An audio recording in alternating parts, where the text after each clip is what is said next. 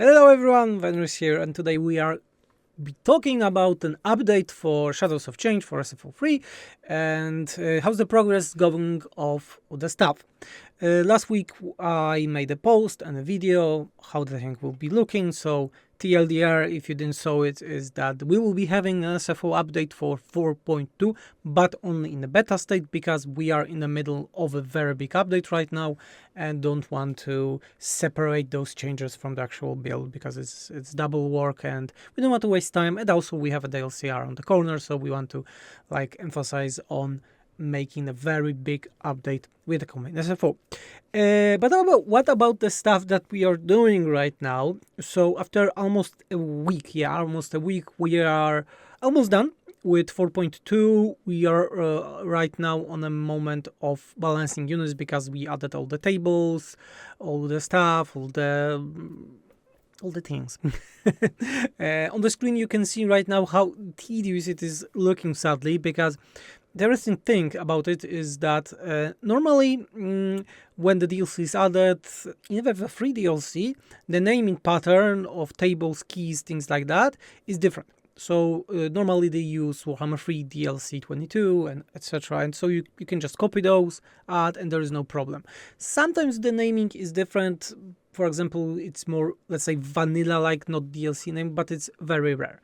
In this situation, it's totally opposite because it's naming same as Shadows of Change DLC. So most of those things needs to be added by hand, but it's like one extra day of work of doing.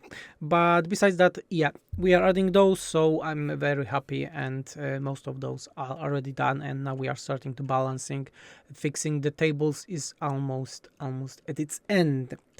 And I want to take this occasion and also talk about the content of Shadows of Change because there is still a lot of talk and conversation about if these additions to Shadows of Change are worth it and what do I think about them after, being able to test them. Play actually, we were talking about those in the videos about each faction stuff, but I would like to take this opportunity to also talk about if I like it or I don't like it. Yeah, a lot of talk. So, first of all, I think, we should focus on the modding, and then I will make a timestamp for about the DLC additions. So in terms of modding, the things that you can expect, we are most likely leaving our Gate Master here because we added Gate Master in our Shadows of Change update, and he will be just changed to Celestial Defender, most likely, or Celestial Captain, something like that, and he will be more tanky, anti-large, less a hybrid character, because we like how we did him, and I think he's different enough than the Gate Master in terms of abilities and skills that he can be just something different, and already staying in the game. So that's one thing. Second, the Hack Motherlord is also staying, and yes, Hack Motherlord is still getting our lore of hacks, and it will be just renamed to the lore of Ancient Widow. So it's staying, and it will be for this specific lord only. Mother Sanka will lose it, but you will have this one specific lord only with this lore of magic, and most likely, I'm not sure about it, she will stay only as a Mother Sanka lord, but we have a plan for Kislev, and we are still trying to, I would say, wrap the idea in a good package that we'll be happy with it and can go along with it. So that's from the bigger changes. We also were working a bit on Lizardmen already. There were some shifts out there with those new abilities because I like some of them, but some of them are not impactful at all. The one that is increasing damage when enemies routing is like nothing in vanilla. It was like plus 5 melee attack for 10 seconds, so it's a unit usually attacks once per 4 seconds, so you can do 2 attacks for the duration of this ability. That's a 60 seconds duration cooldown, so actually it has 0 impact, and I also tested it and it actually had 0 impact. And There are many things like that in vanilla that you can think, oh, this is such a cool idea of the ability, but then you look on the duration, you look on other stuff and say, okay, this is nothing. Yeah, so we are changing it to not +5 but +100% melee attack, and it had impact, but still not as you can think, as big as you can think. Good example of those were the spells in that we were working overall in Warhammer 3. And in vanilla overall, I think if you're playing a lot, you will see that there is no reason to use spells that buff unit stats. They are vastly inferior to those that just deal damage. Why? Because let's say you have a spell that, let's say, increase melee defense by 30. So this is a lot, yeah? But then you look on the duration, and duration is 17 seconds. Wow. So potentially, for the length of the battle, or how often you can use this ability, it's increase of 5% maybe of survivability of the unit for the spam whole battle. So it's actually doing almost nothing. So those things are being changed as usual in SFO, I would say. So if you're with us for a longer time in terms of modding, that's normal. We are increasing the durations of abilities, but also increasing their cooldown, so using them is more impactful, but you don't need to spam them like in StarCraft 2 or more like games, MOBA games, I would call it. Okay, but what about the DLC additions? DLC additions by themselves, and I will go factions by faction, and I would say that Saitaga is the best. Like Saitaga, the cafe with Saitaga additions, the Lion, the Gate Master, best additions. They are really good, and what is very important, they are fitting. Even the Moonbird that is just fitting, it's working, and those additions, all of them, very good. I like them. Not much to say about here. About Kislev, so maybe Kislev as the last, because this is like the most different stuff. In terms of Zinch, we have the Zinch Lord, which is crazy of a poet, I would say.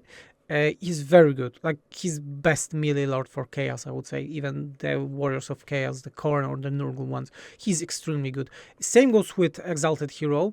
Extremely good. Yeah, he's very good.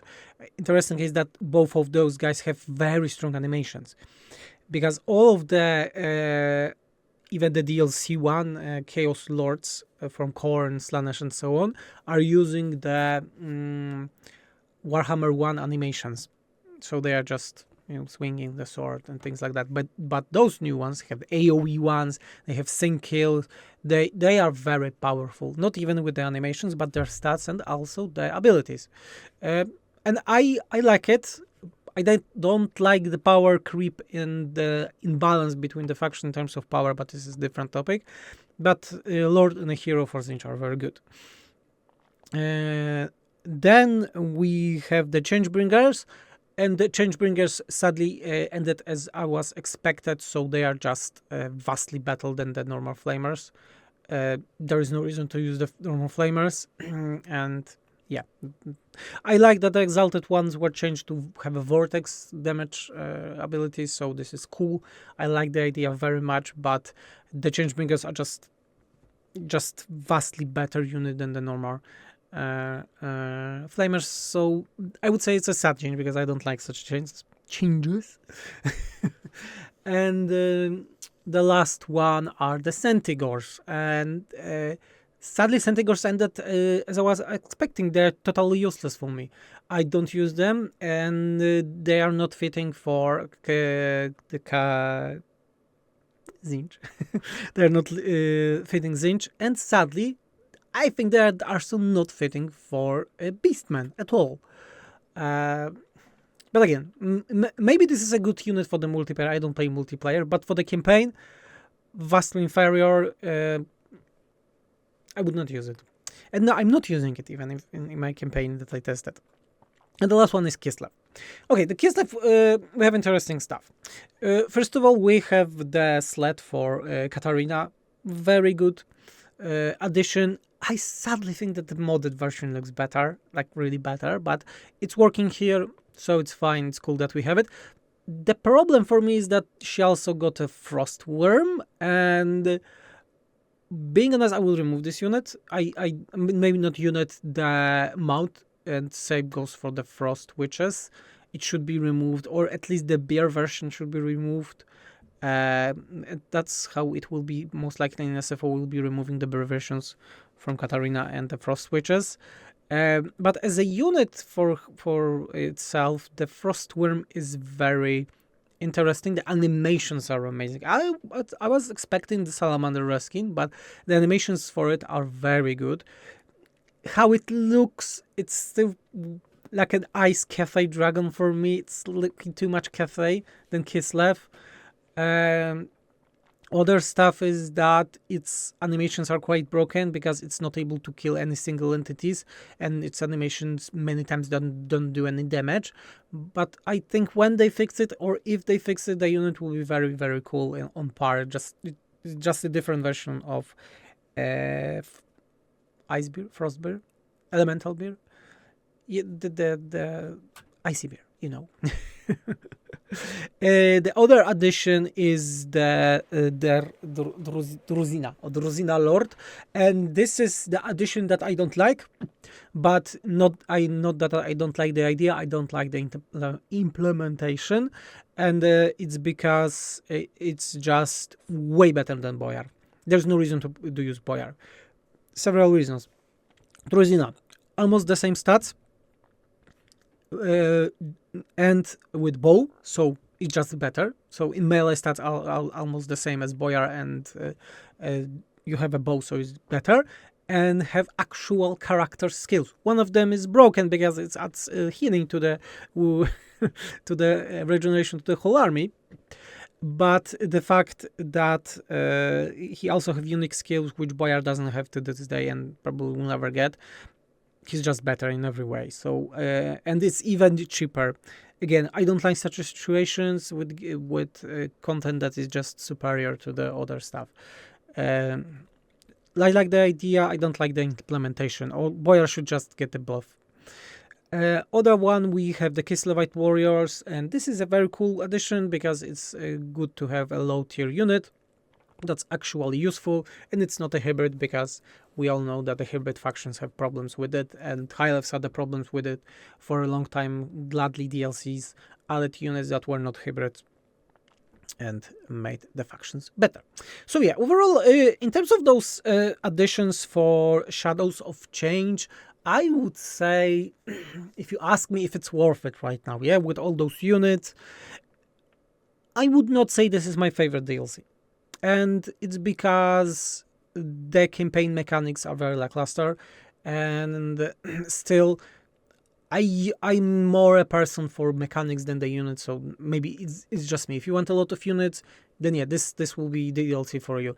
But you want bow, the part of cafe part of this DLC is very good.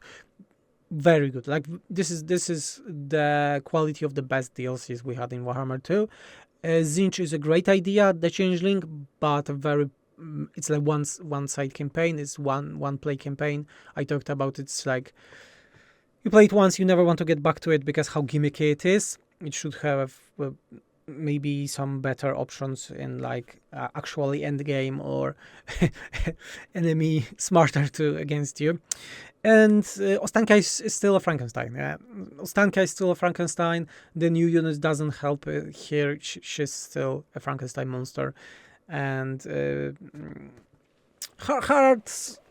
It's really hard to talk about those because we also remember that Creative Assembly said that there will be reworks for Zinch as a faction and the Kislev that we never got and probably will never get right now. And those are still needed. I think the Kislev is a Frankenstein monster. Katarina as a faction on herself works, but when we look on the Constantine, when we look on Boris and Ostaka, they are not working.